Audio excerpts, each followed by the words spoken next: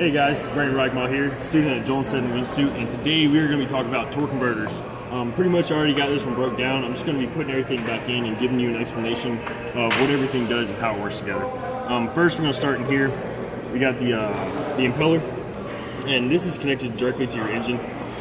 This is what would start to spin the fluid and give you not rotational, but vortex of the fluid.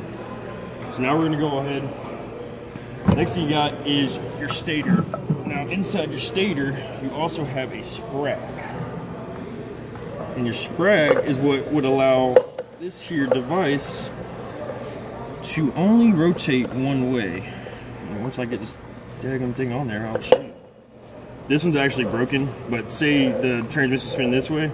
Now if the fluid tried to go back this way, it wouldn't allow it, which actually is working now. So that's great to know. See how it stops me from, I'm pulling as hard as I can on this thing. It's not going in reverse, but it's going this way. So that's what, and the stator also is what changes your power flow, or your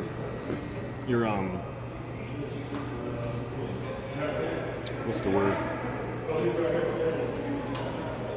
Pause it. Your stator is what helps with torque multiplication.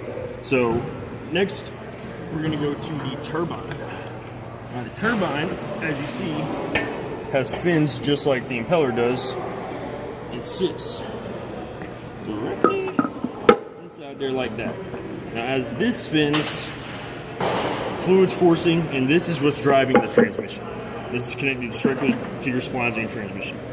Now the stator allows fluid to go one way and not the other, and it helps with torque multiplication, like I said.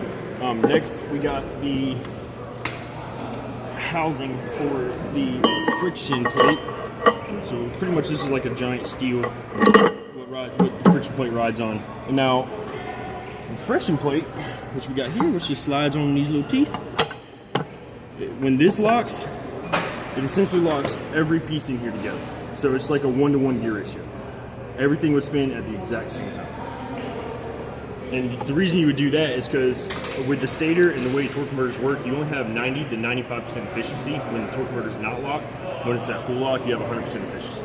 So you have no slippage left in the transmission. Next, I'm going to go ahead and show you all this head. I'm going to go ahead and pause the video real quick while I get the snap ring off, and then I'll show you all what it does. Alright guys, so we got the snap ring out, we got the piston head off. Just pretty much want to show you all a couple things. You can see these holes that are pretty much drilled out. Not even really holes, just taking some material off.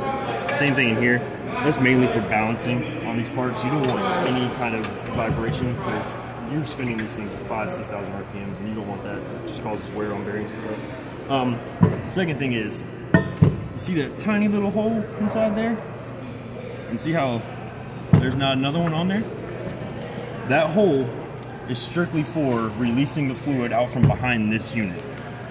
Because it sits down, and I'm gonna show you how to line this up because that's a very good hole to use to line up. Just sit it right there. See these pins? Those are what those holes sit on. Just gonna wanna sit it down like that. Just drop it on there. A little rubber mount's the easiest way to get this on here. Make sure it's set. See the snap ring groove?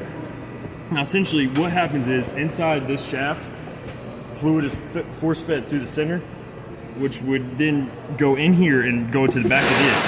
And as the fluid's forced against it, it pushes this piston head against this clutch, which then locks everything together. That hole is what returns all the fluid from back behind it to allow the converter to unlock. So now I got that on. Essentially this just goes on here, sits on top, everything gets bolted together. That's your torque converter.